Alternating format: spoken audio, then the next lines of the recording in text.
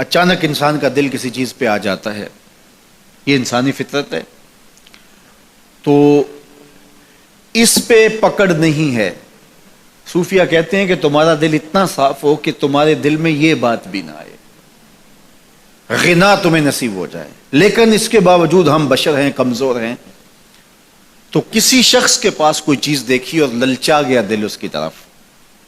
اور پھر اس کو حاصل کرنے کے لیے کوشش میں، تردد میں لگ گیا، دل میں خیال بھی آتے ہیں، وسوسے بھی آتے ہیں،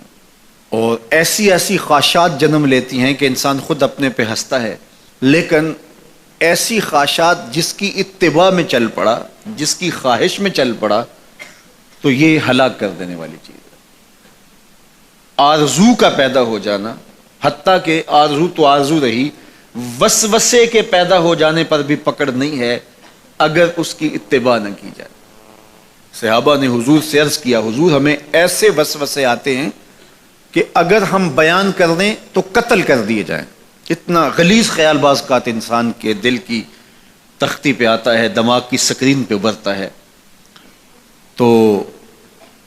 فرمایا کہ تم کیا کرتے ہو؟ تو انہوں نے کہا کہ ہم اس کو جھٹکنے کی کوشش کرتے ہیں، جب اس طرح کا کوئی خیال آتا ہے تو بندہ اس کو جھٹکتا ہے، دور کرتا ہے، اور بندہ خوف زدہ ہوتا ہے اور اللہ کی پناہ میں آتا ہے، اور اس کی ایک حالت ہوتی ہے۔ تو اس حالت کا انہوں نے ذکر کیا کہ ہم تو پھر یہ کرتے ہیں۔ تو فرمایا کہ ذالک صریح الایمان، یہ تمہارے واضح ایمان کی علامت ہے کہ اس وسوسے کے بعد جو تمہاری طبیعت میں بے چینی اور بیزاری پیدا ہوئی، اور اس کو دھکیلنے کے لیے، اس کو خیال سے ہٹانے کے لیے، اس کو تصورات سے دور کرنے کے لیے جو تم نے کوشش کی، یہ تمہارا ایمان تھا جو کھڑا ہوا، اور تم اس سے بچنے کی کوشش کرتے ہو، تو یہ تمہارے ایمان کی علامت ہے۔ تو خالی وسوسہ اگر کتنا ہی غلیظ کیوں نہ ہو، اگر اس وسوسے کو خیال کا حصہ بنا کے اس سوچ کو لذت کا سبب نہ بنا لیا جائے، حتیٰ کہ غیر محرم کے اوپر آپ کی نظر پڑ گئی، تو فرمایا النظرۃ الاولی لک والثانیۃ علیک، جو پہلی نظر تجھے حاصل ہوئی تو وہ تیرے لیے ہے، لیکن اگر تو نے نظر کا تتبع کیا اور پھر تیری نظر نے دوبارہ پیچھا کیا تو وہ تیرے اوپر وبال بن جائے گی۔ تو خواہش کا، وسوسے کا، اور کسی ایسی چیز کا دل اور دماغ کی سکرین پہ ابھرنا اور خیال پیدا ہو جانا، یہ کوئی بات نہیں ہے۔ انسانی زندگی کے اندر کتنے ہزار خیالات جو ہے وہ انسان کے دماغ میں جو ہے وہ پیدا ہوتے ہیں، اور پیدا ہو کر کے مٹتے ہیں، پھر نئے پیدا ہوتے ہیں۔ کبھی بھی انسان کا دماغ خالی نہیں رہتا، ہر وقت سوچتا ہے۔ آپ اگر یہ طے کر لیں کہ میں کچھ نہیں سوچنا، تو یہ سوچ رہے ہوں گے کہ میں کچھ نہیں سوچنا۔ یہ کبھی ہو نہیں سکتا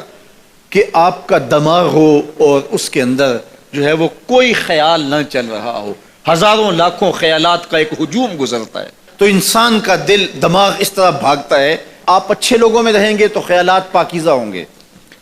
دیکھیے، آپ گندگی کے ڈھیر سے گزر رہے ہوں گے تو خیالات اسی طرح کے ہوں گے نا، اور اگر پھولوں کی روش سے گزر رہے ہوں گے، صحن چمن سے گزر رہیں گے تو خیال اس طرح کے ہوں گے نا۔